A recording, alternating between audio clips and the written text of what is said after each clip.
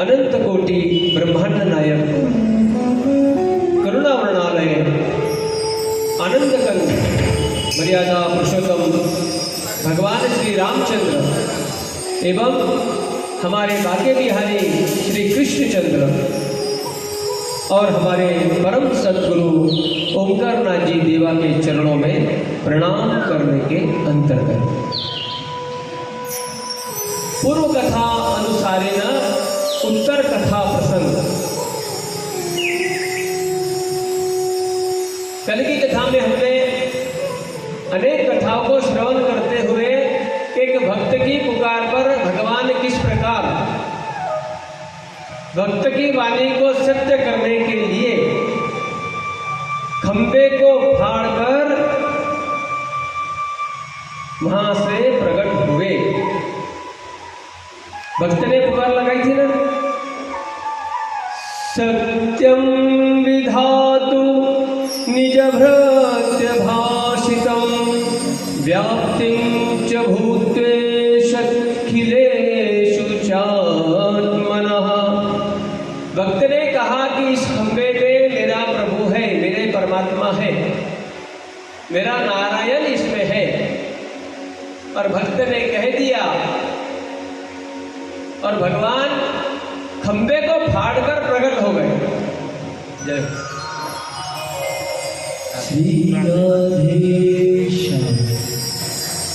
खंबे को फाड़कर भगवान नरसिंह प्रकट हो गए और आकर के घुर घुर की आवाज करने लगे।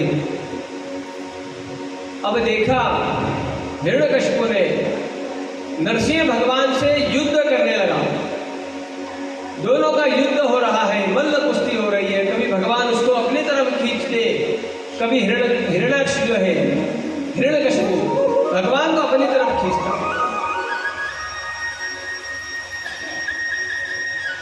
इस प्रकार यह कुछ देर चला इनका द्वंद्व। भगवान ने देखा, उसको पकड़कर खींचते खींचते लेकर के गए दरवाजे की चौखट पर, पकड़कर मांडी पर बिठा लिया, आड़ा कर दिया और देखते ही देखते अपने नखों से उसका उदर फाड़ दिया, पेट फाड़ दिया। क्या मांगा था? वरदान क्या मांगा था इसने? ना मुझे कोई मनुष्य मारेगा, ना ही कोई प्राणी। ना तो भगवान ये मनुष्य है ना प्राणी है। इसने कहा था ना तो मेरी मृत्यु दिन में हो ना रात में, संध्या समय में मारा इसने। इसने कहा था ना तो मेरी मृत्यु अस्त्र से हो ना शस्त्र से। भगवान ने अपने नाखूनों से मारा। इसने कहा था ना मेरी मृत्यु घर में हो ना बाहर हो। कहां पर मारा? चौखट पर। जिस प्रकार से उसको वरदान मिला था बस उसी को पूरा करते हुए उसका वध किया। और देखो भैया, पहले तो भगवान आते थे ना, सतयुग में भगवान आए नरसिंह बनकर खंबा फाड़कर। त्रेता युग में भगवान जंगल में राम के रूप में मिल जाते थे। द्वापर में प्रेम के वश में गोपियों को भगवान कृष्ण के रूप में मिल जाते थे। और कलयुग में भगवान श्रीमद् भागवत कथा के रूप में मिलते हैं। राधे राधे।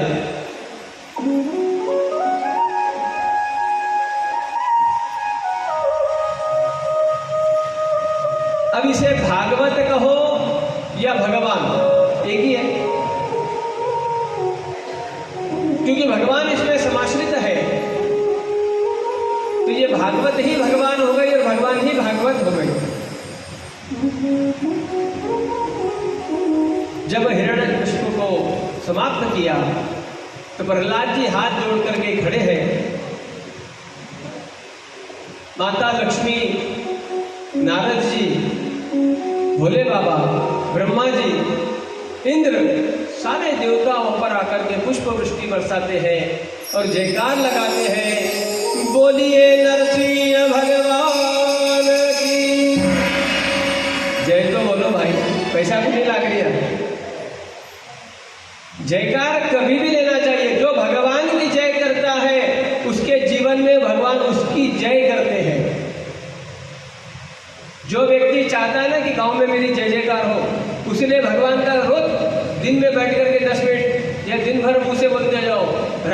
जय, श्याम जी की जय, माता जी की जय, पिताजी की जय।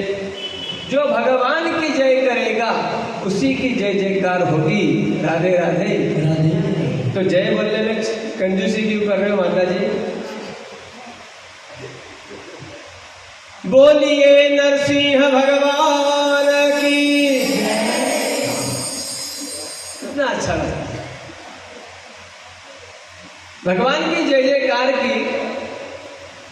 अब भगवान का क्रोध, भगवान क्रोध से लाल हुए जा रहे। भगवान के माटी पर वो हिरण्यकशिपु पड़ा है। भगवान हाथ कांप रहे से गुस्से के कारण। भगवान क्रोध में है। अब जाए कौन? नारद जी ने लक्ष्मी जी से कहा, लक्ष्मी जी जाओ थे। लक्ष्मी जी गई तो सही, आगे गई। अब बोलेगी, उतने में भगवान का गुस्सा देखा, कर रहे थे भगवान।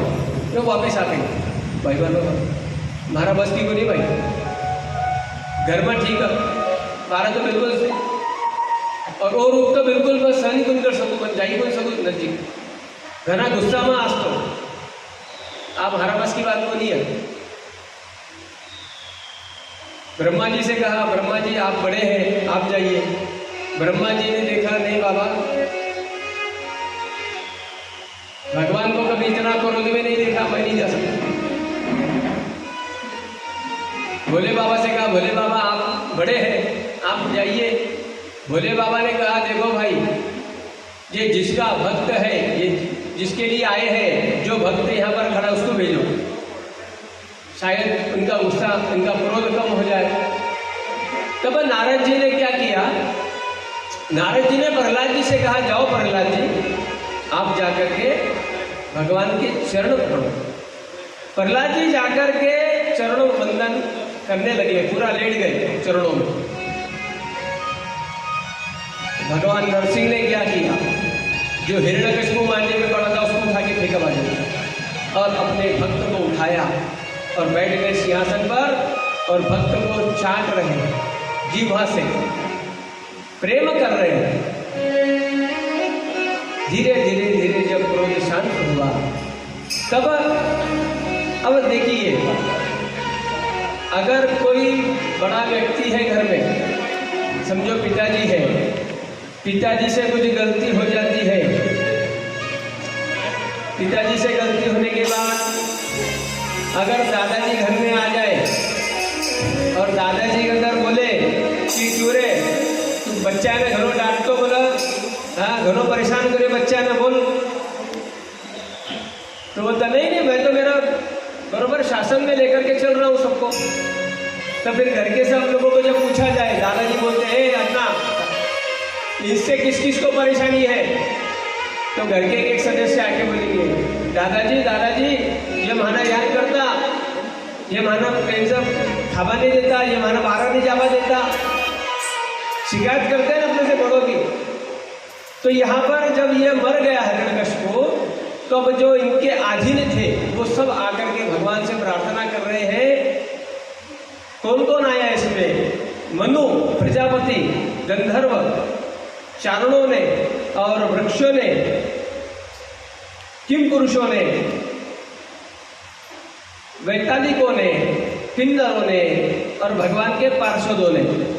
इन्होंने आकर के क्या कहा? देखिए, पितरों ने कहा हमारे पुत्र के लिए पिंडदान करते थे, यह उन्हें बलात् छीनकर खा जाया करता था। पितर बोल रहे, जो हमारे लिए पितर जो हमारे लिए आते थे ना पिंडदान देने के लिए, तो ये छीन करके उसको खा जाता था। सिद्धों ने कहा कि नरसिंह देव, इस दुष्ट ने अपने योग तपस्या के बल से हमारी योग सिद्धि हमसे छीन ली थी। विद्याधरों ने कहा, यह मूर्ख हिरण्यकशिपु अपने बल और वीरता से घमंड होता, यहाँ तक कि हम लोगों को विविध धारणाओं से विद्या प्राप्त की थी, इसने उसको व्यर्थ कर दिया। इस प्रकार सब अपने अपने बातें कह रहे हैं। गंधर्वों ने कहा, आपके हम तो यहाँ पर नाचने गाने अभिनय करने वाले हैं, संगीत सुनाने वाले सेवक हैं। इस दैत्य ने अपने बल, वीर और पराक्रम से हमें अपना गुलाम बना करके रखा। अच्छा किया आपने मार दिया। तो भैया इतना भी बुरा मत बनना जीवन में कि जाने के बाद लोग खुशियां मनाएं, सेलिब्रेट करो, अच्छा हो गया है।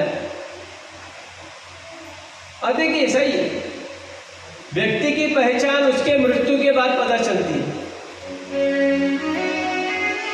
कि ये व्यक्ति था कैसा, इसने लोगों के लिए क्या काम किया, ये अच्छा था या बुरा था, उसकी मृत्यु के बाद समझ में आता है। सबसे पहले तो उसकी मृत्यु किस प्रकार से हुई है, दूसरा मृत्यु के बाद लोग समझते हैं, जब लोग चर्चा करते हैं तब समझ में आता है कि व्यक्ति ने जीवन में क्या किया।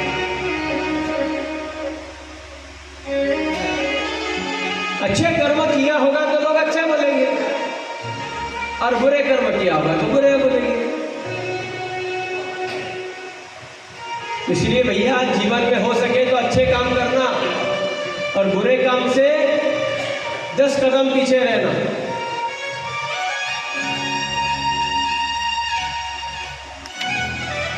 अब प्रहलाद जी भगवान से प्रार्थना करने लगे, हे प्रभु, मैं एक छोटा सा सेवक हूं आपका, और आपने मेरी पुकार सुन करके, और मैंने बताया कि आप खंबे में हो और खंबा फाड़ कर आप आ गए, आपने मेरी रक्षा की है।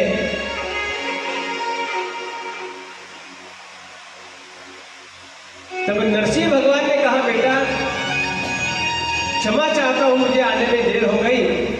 तुम्हें हिरण्यकशिपु ने तुम्हारा बहुत छल किया, यद्यपि वह तुम्हारा पिता था, मगर मुझसे बैर के कारण वह उसने तुमसे भी बैर कर रखा था, और मुझे आने में देर हो गई, तुम्हें उसने बहुत छला, मुझे क्षमा कर। प्रहलाद ने क्या कहा, प्रभु मेरे पिता ने भले ही क्रोध में आकर या आपसे वैर भाव रखकर आपको दिन भर गालियां दी होगी, आपको भला बुरा कहा होगा, मगर मेरी एक प्रार्थना है कि मेरे पिता को सद्गति प्रदान करना। भगवान ने कहा, अरे प्रहलाद, जिस घर में तेरे जैसा भक्त हो तू कैसे सोच सकता है कि तेरे पिता की सद्गति नहीं होगी?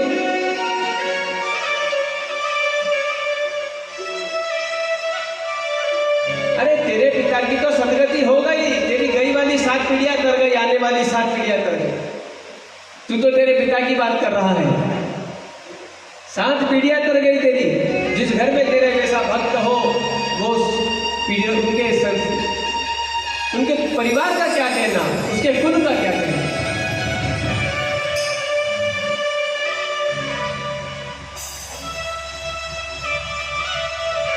प्रहलाद जी से कहा भगवान ने, देखो प्रहलाद, तुम जो है कुछ समय यहाँ पर राज्य करो, और जब तुम्हारी इच्छा होगी तब तुम स्वमन से स्वर्गारोहण हो सकते हो। तो भगवान से एक ही चीज मांगी, प्रभु कि आप मुझे आशीर्वाद दीजिए कि मेरे मन में कभी आपकी भक्ति कम न हो।